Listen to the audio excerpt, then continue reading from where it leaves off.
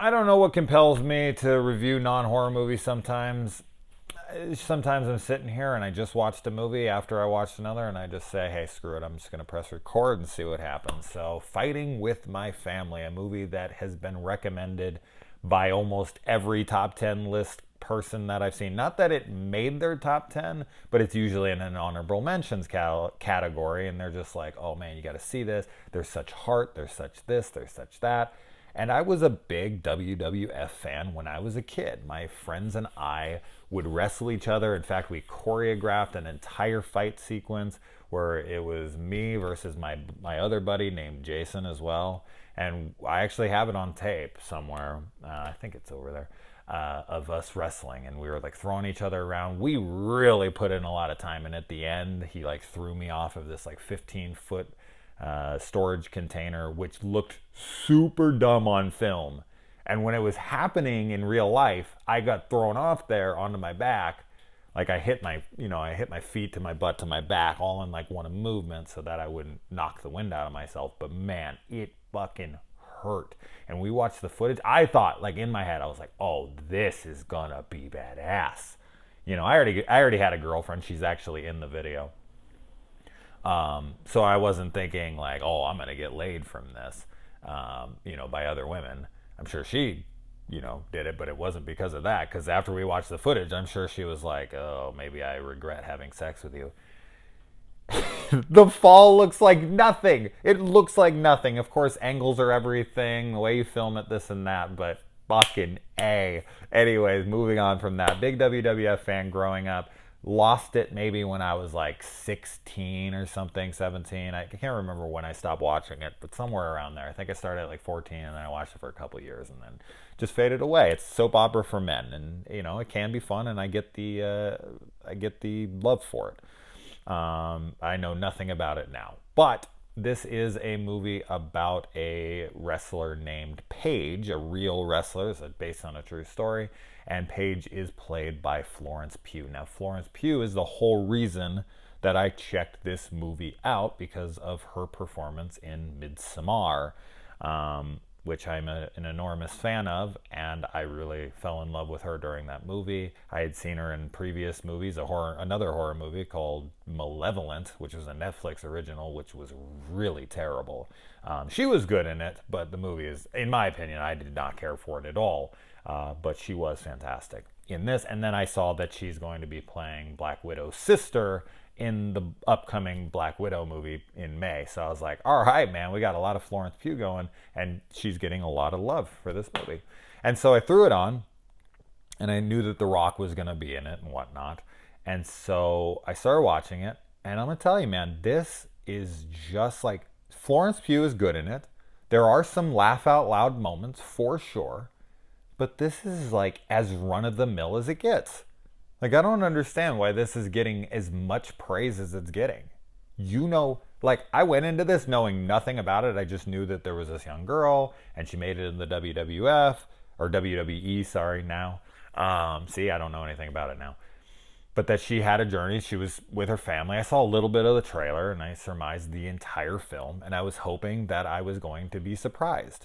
But it's every cliche you could imagine. Now, this might just be because the cliches actually happened in her life, but we know how Hollywood story adaptations go, or retellings, or biopic movies. They just make it fit a formula. And this is another formula. Like, there wouldn't be any fucking spoilers that I could possibly give in this movie that you would not have guessed. Her and her brother are together. They want to go for it. She makes it. He doesn't. She's like, he better come with. This is all in the first 10 minutes, so that's not much of a spoiler. Or 20 minutes. It's very, very early in. And then she's going and she's training, and she doesn't know if she's fully ready for this.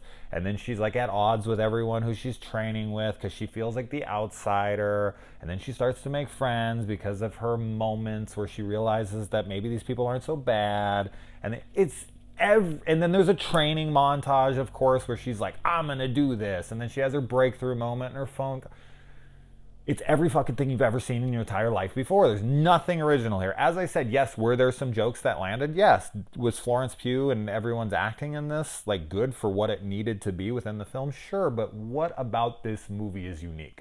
What about this movie distances itself, never realized how hard that is to say, from other films that like it? You've seen this movie so many times. It's formulaic.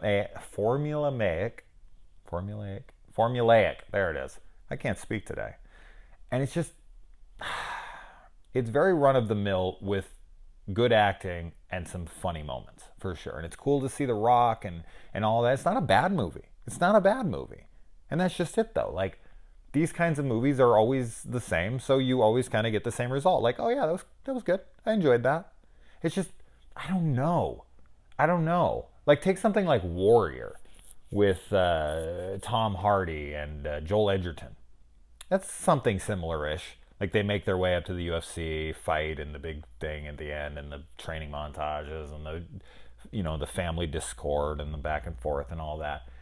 What made that movie stand out was the portrayal of the villainous character in Tom Hardy, but also kind of giving him this story that was compelling and showing you his side of things, and then the family dynamic and seeing what made them that way, and kind of the schism that was created in the family, and how one went off and did more of the family thing, and the other one went off and did the war and got really deeper into his own mental issues and whatnot. Like, that kind of stuff is super compelling. And this is a similar-ish kind of story to me, where they're working their way up to be in the main event. They're brother and sister. They're at odds with each other in the movie because they both want the same thing. It's a very similar kind of thing. There's a montage and all of that. But man, was I jacked out of my mind. Every single time I watched Warrior, I watched it a few times because it got me so amped to work out that, like, I would hit the gym or I'd hit the weights so hard after I would watch it. It would just get me jacked. Just like something like Rocky does. It always inspires you in one way or another. I think that this would be a good film for a young teenage girl to watch, to get inspiration from, for sure. But for me, I kept waiting for something to grab me, something to be memorable, something to resonate with me. And while we can all, I guess,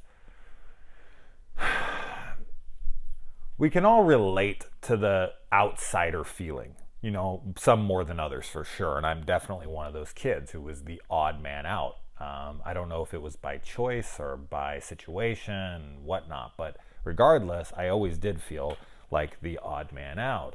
And when you rise above and persevere and overcome adversity and everyone going against, what you are, but she doesn't really face that in this movie all that much. Mostly everybody's on her side, and it's really just her dealing with the conflict inside and whether or not she can push her body or her mind into that place, or trying to figure out if this is something she actually even wants, kind of thing. She doesn't really face any true adversity outside. Like, there's not really anybody bullying her or telling her she's scum or anything.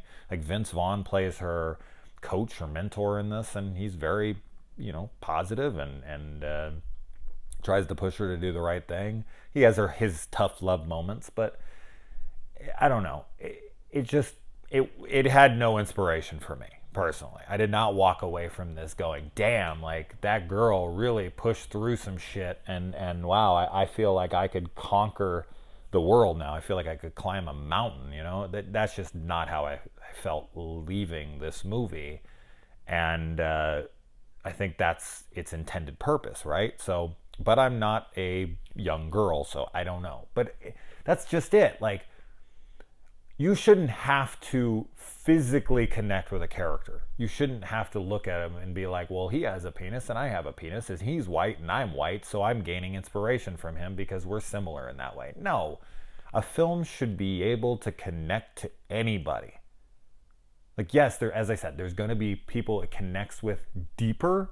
There's going to be people who definitely match up with where they're at in that moment. And so they're going to be like, oh, wow, this resonates with me more. But what a great film does is it's going to get everyone to get what they're going through. It's going to get everyone to feel inspired by their journey, And this one just didn't do that for me. So, anyways, yeah, it's fine. It's a fine movie, but the praise that it's getting, like in the honorable mentions of the tops of the year, I don't get that. But Florence Pugh is pretty great, and I do love her. So, good on her. Yeah. Anyways, adios.